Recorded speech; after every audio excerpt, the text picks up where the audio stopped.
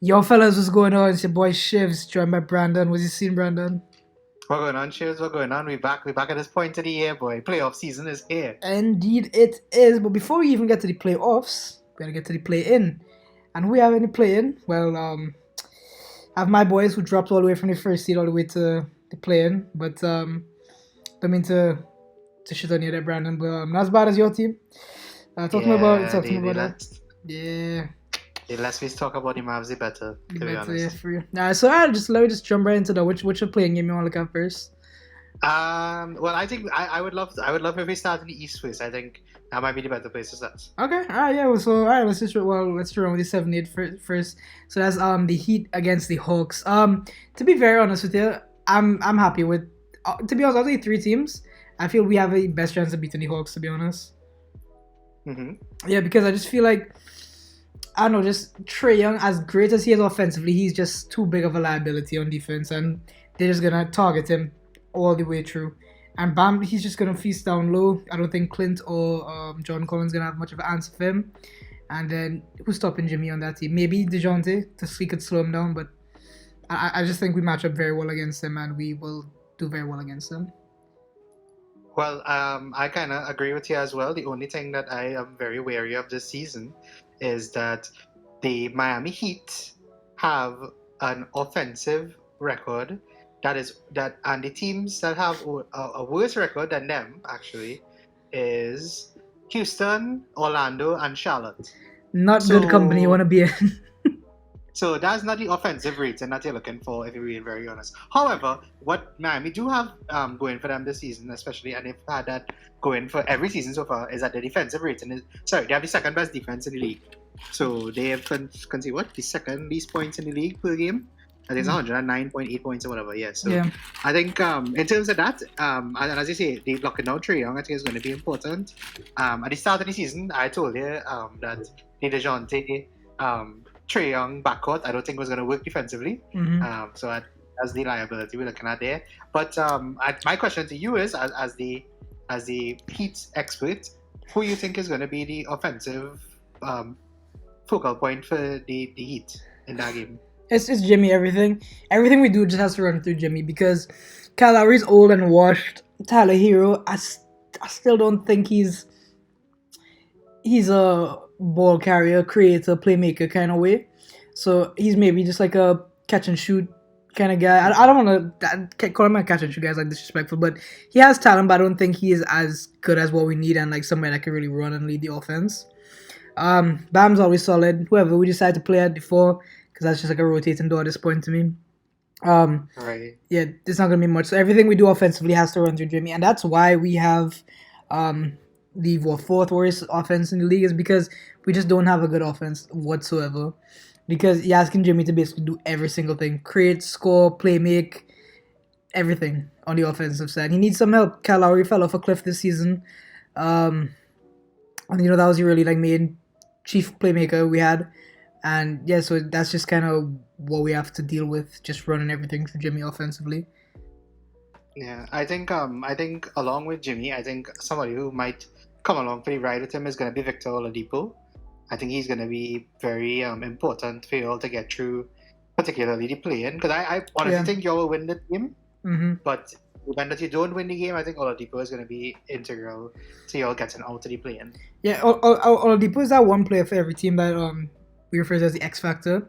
So if Mhm. he has an amazing game, then for sure it's a locked up win. But if he has a bad game, then it's kind of expected. But if he goes off, it's much appreciated. And like I said, he is the X factor of the Heat. I Mhm. believe he had a really good game last playoff run. I can't remember who it was against, but yeah, he is the was it against the Hawks self when he played them in the first round? I think it might have been. I think so as well. And yeah, so who knows? Maybe lightning can strike twice and history will repeat itself. Yeah. Yeah. So all right. So if we're both in agreement with the Heat going through there, then we, I mean, it's a lose-lose situation either way you look at it. We gotta play Boston, which are probably one of the heavy contenders, not just to come out of the East, but to win the ring in total. But we'll hmm get into that matchup in a bit. Let's just switch directions over to Toronto versus Chicago. I know Toronto is your home away from home when it comes to Dallas. So Yeah. tell me what you think about how this game gonna play out. Well, I actually think this is going to be the most exciting game out of the four playing games. But I think Toronto have been very underwhelming for the majority of the season, mostly because they have had a lot of injuries this season to deal with. Right. I think the Bulls again had a very disappointing season. However, in the past few weeks, they have been back on the up. And I think both of these teams are coming into the game probably playing their best basketball of the season. So and that's what we love to see. I think it's going to be an excellent game, and only because Toronto has home advantage, I will give them the edge. But I would not be surprised if the Bulls pull an upset. Now you see, you said I have like a very, I would say, conflicting view of this. I think it's just gonna be a very easy blowout win for Toronto. Because Really? Okay. because let's be real. Ever since Lonzo Ball went down, the Bulls have not been the same. I know he hasn't even played this season, but talking about it from carrying over from last season, and they just never really found that true replacement. For him, it's kind of like the Heat, where you just don't have that one point guard that's just gonna like control the game, play make, do everything you need to, and lead the offense. And I think that's like really their big problem. And I think if anybody's gonna make it happen for Chicago, it's either gonna be Zach LaVine or DeMar DeRozan. Right. The only problem with that is Toronto have 3, 4 maybe guys you could throw in either one of those two guys to slow them down. They have OG Anunoby, Pascal, Gary Trent, and I feel like I'm missing somebody else. But regardless, they have all great defenders, wing defenders that could lock the two offensive sparks of Chicago down. I think if Chicago's gonna have a chance of winning, those two guys have to be firing as well as Vucevic. But I just can't see that happening. I think it's going to be a pretty easy game for Toronto. So I actually find it very interesting that you say that, because I think during the regular season, if I'm not mistaken, I believe, the Raptors won both games versus the Bulls, but the Bulls did win the first game of the season that they played. So, like I say, I just think the Raptors are in an excellent position because they have the home court advantage, and if the Bulls manage to pull it off, they're going to require an incredible performance from one of their stars, and I think he'll take at least 40 to beat the Raptors in Jurassic Park. Yeah, exactly. Yeah, and then too, you didn't even talk about like the other great guys that Toronto have around them as well. Freddie is a guy we didn't even talk about. He's an amazing guy, and also too, I think is they just absolutely blow them out of the water is with coaching. I still think Nick Nurse is one of the best coaches in the league, and it's gonna be there were like maybe 2 guys in the league that could outcoach him. Yeah, I think for that particular game, in the most important matchup, I think is going to be who wins the overall game battle between Siakam and DeRozan. Because if DeRozan is able to get his mid-range game going early on, I think that will be a positive for the Bulls as well as for the Raptors. Because I think Siakam has again had a wonderful season going under the radar again because Toronto hasn't performed as well as they should. Mm-hmm. I think we also said that Toronto would have made it into the play-in. We should really do a video on yes, we should that's coming soon. That's coming soon. But like I say, I would give advantage to Raptors, but just. I think it's just gonna be easy for them. Okay. But so with that, if we have Toronto going through and winning that game, they will get matched up against the Hawks. So how you see this game playing out? I think the Hawks will have home field advantage for that one. Yeah, they would. And it's so tough, boy. But I'd still give Toronto the edge over the Hawks. I'd still give them over the Hawks. It's not. I just feel like the Hawks. They've been they've been the definition of mid this season. they literally tied the record for most games at 500 for the season or something like that. So that's the definition of mid. And they finished the season at exact 41-41. So exact 41, exactly. See, so like I think every game they were at was like 1-0, 1-1, 2-1, 2, something like that. So that's exactly what they've been all season. So I just think the Raptors will have it, and whoever wins the 9 versus 10th game will definitely win the next game. Yeah, I feel so. Versus the loser of 7 versus 8. That's what I think. Yeah, I think so as well, 100%. Yeah. So, with that will set up the Eastern Conference side of the bracket very well. So, according to us, we'll have Milwaukee versus Toronto, and then Boston versus Miami. So, before we start to do the whole Eastern side, you want to do the Western play-in as well? Yeah, One let's time. do the West one time. Let's go. Let's go. Right. So we have, to me, I think these two games are gonna be some of the most hilarious games you're gonna see all playoffs. What I mean by hilarious is that let's start with the Lakers and the Timberwolves. Minnesota did the absolute worst job I've ever seen a team do on the last day of the season. Your position already locked. You know you're not gonna probably be able to leap into directly making the playoffs and not the play-in. You're not gonna drop out to the play-in. I don't think at that time that Yeah. that's possible. So I don't know how they managed to just capitulate this terribly. Rudy Gobert. Something else to watch, but yeah. Rudy Gobert gonna fight with who was it? Kyle Anderson. Kyle Anderson, yeah. Yeah, I've never seen a 7-foot fella shove a man much shorter than him and then take about 20 steps back. Like, that whole fight is hilarious and a topic for another day. And then two, was it Jaden McDaniels who broke his hand punching the Yeah, he tunnel? broke his hand punching a wall, yeah. Right, yeah. So the gigantic issue with that is that's your two best defensive players there, and you have to go against LeBron James and Anthony Davis. So who you gonna throw on them now? I don't think I don't think it's possible to throw anybody on them.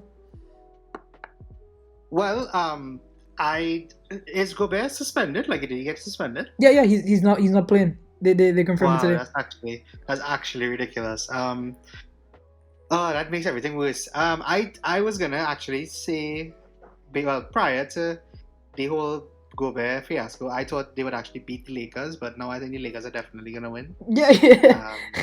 The two best defenders are out. Yeah. Cause I mean, do we have much more to say about this? Yeah, it's gonna be tough. I mean, you know what? Let's go on to the more exciting of the two games. The 9th versus 10th. Right now, you OKC. said Toronto and Chicago are going to be the most entertaining playoff game. I think this is going to be the most entertaining playing game. Sorry, because let's be real, there are two. I know Zion is not going to play, but Zion, even if you take him out, these are two young, hungry teams. Shea on one side, Brandon Ingram right next to it. I just think they're going to be battling back and forth. Similar to how Jamal Murray and Donovan Mitchell was battling back and forth in the bubble playoffs. Right. So I think that's exactly what we're going to be in store for. And it's one game. Both of them going to be playing with that fire under them. And I think it's going to be an extremely entertaining game. Extremely high scoring as well. Do you think it's going to win? Even talking right now, I have no idea. I think maybe the Pelicans edge it. Oh, I have the Thunder, you know. Alright. Tell me why I think the Thunder. I mean, because like I say, I'm kind of on the fence. You can win me over this. So let me hear your thing for the Thunder, your case for the Thunder. So like you say, I think this will also be a great game. I think it's very funny that the 9th versus 10th games we think are going to be great to get into the playoffs. So big up Adam Silver for the whole play-in tournament idea. Yes, sir. I just think that Shai Gilgeous-Alexander has had one of the best seasons of the past few years. He's had the only players who have more 40-point games than him is Embiid and Luka, and he's been incredible this season. I think OKC, sometimes they look very bad, but other times they do look very good. Josh Giddey has been really good this season as well. Yep. And the Pelicans, I really love Brandon Ingram, but I'm not sure if I just feel that OKC have it. I feel Shai is gonna come out a lot very strong in this series, and I think he will be able to take them over the line solely because of him. I don't think any other reason besides him. Well, you see, the main reason why I chose the Pelicans was because I think they have a better depth team where other people bring different things to the game. So like, let's just say the game starts off insanely hot. You could throw Alvarado at him. You could throw what's the other guy's name? Herb Jones at him. Yeah, you can throw those two great young defenders that you could throw at him. And I don't know if OKC has that two guys like that to just come off the bench and slow down Brandon Ingram or CJ, whoever else maybe going off for the Pelicans on the night. But yeah, that's just the main factor I think the Pelicans have over them. The only thing I really think they have over them, I think it might just be enough. Right. Because I do think that I'm just checking this to make sure. Yeah, Shai is 7th in the league for steals per game.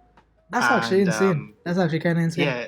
Didn't expect him to be that high. And I don't think anybody from New Orleans is anywhere close. Herb Jones actually is 12th. So you're looking at like two of the best sealers in the game Yeah, as well. going head to head. I also now that I thought about it, I can't think of who is gonna guard Valanciunas for the Pelicans. I'm gonna think about it. Yes, yeah. Yeah, I'm not sure about that one, but I'm gonna give Shady benefit of the doubt because I've really enjoyed his game this season, and I really think he should be, if not first team, second team All NBA.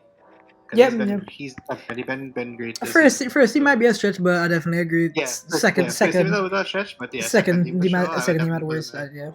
Yeah. Yep. Mhm. All right, so that was set up the Minnesota Timberwolves against. Well, this is a problem. We have we still But have let's just say, who do you think would win the game between the Timberwolves and whoever wins that game? whoever wins this game. Yeah, you think whoever wins 9 versus 10 will be the Timberwolves? Wait, no. No, Gobert's gonna be back. Yeah. Yeah, probably the Timberwolves. Yeah. And more that I think about it. Yeah. Okay. You see, I really like Ant-Man as well. Me too. So I'm just, if Gobert is coming back, I will give it to Timberwolves. Yeah, if he's not back, it will be whoever wins 9 versus 10. No, I'm pretty like sure. What I saw today was just the one game ban, which will be the Just Lakers the one game. game. Okay, well then Yeah, I'm gonna give it to the Timberwolves. Yeah, that's why I said he'll be back. So, okay, so that would set up the Timberwolves against the Nuggets for the 1-8 seed, and a very entertaining series with the Grizzlies and the Lakers. Yeah. All right, so we have both conferences set now. So you want to tackle